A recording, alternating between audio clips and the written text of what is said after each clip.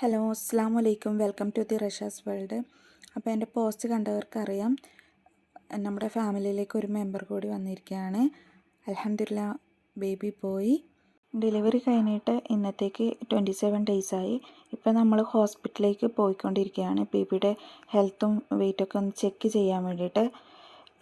9 o'clock appointment കിട്ടിയിട്ടുള്ളത്. ഇപ്പം തന്നെ ഏകദേശം 8:45 ആയി. ഇതിനിടയിൽ തന്നെ ഒരിക്കൽ ബേബീനെ നമ്മൾ ചെക്ക് ചെയ്തായിരുന്നു. അപ്പം വെയിറ്റ് കുറവാണെന്ന് ഡോക്ടർ പറഞ്ഞു. അപ്പോൾ ഇനിയും വെയിറ്റ് കുറയുകയാണെങ്കിൽ ഫോർമുല മിൽക്ക് കൊടുക്കേണ്ടി വരുമെന്ന് പറഞ്ഞിട്ടുണ്ടായിരുന്നു. അപ്പോൾ എന്ത് പറയുമെന്ന് ആലോചിച്ചിട്ട് ഒരു ചെറിയ ടെൻഷനൊക്കെ ഉണ്ടായിരുന്നു. ഇനിയിപ്പം നമുക്ക് ഹോസ്പിറ്റലിൽ എത്തിയിട്ട് കാണാം. എൻ്റെ കൂടെ ഉള്ളത് കാക്കും ഉമ്മയുമാണ്. ഉമ്മ ഇപ്പോൾ ഏകദേശം എത്തിയിട്ട് 1 മാസത്തിന് അടുത്താവുന്നു.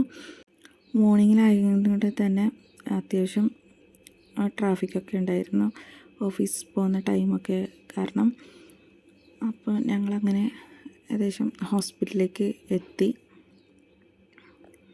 വുമൺ വെൽനസ് റിസർച്ച് സെൻ്റർ എന്ന ഹോസ്പിറ്റലിൻ്റെ നെയിം. ഇവിടുന്ന് തന്നെയായിരുന്നു എൻ്റെ ഡെലിവറിയും കഴിഞ്ഞത്.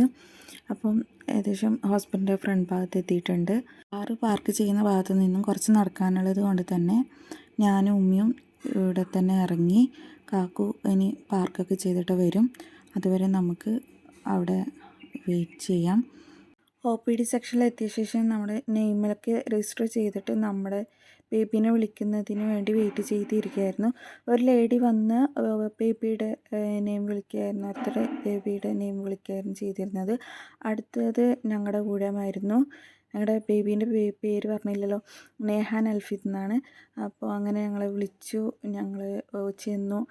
ഡോക്ടർ വെയിറ്റൊക്കെ ചെക്ക് ചെയ്തു. ഹെൽത്തൊക്കെ ഓക്കെയാണ്, വെയിറ്റൊക്കെ കൂടിയിട്ടുണ്ടെന്ന് പറഞ്ഞു. ആ ഒരു സന്തോഷത്തിൽ ഞങ്ങൾ റൂമിലേക്ക് മടങ്ങുകയാണ്. അപ്പോൾ നമ്മുടെ ഈ ചെറിയൊരു വ്ളോഗ് എല്ലാവർക്കും ഇഷ്ടപ്പെട്ടെന്ന് കരുതുന്നു. ഇഷ്ടപ്പെട്ടാൽ ലൈക്ക് ചെയ്യുക, ഷെയർ ചെയ്യുക, കമൻറ്റൊക്കെ ചെയ്തിട്ട് നമ്മളെ മാക്സിമം സപ്പോർട്ട് ചെയ്യുക. നെക്സ്റ്റ് ഒരു പുതിയ വിശേഷമായി വരുമ്പോഴേക്കും ബൈ ബൈ.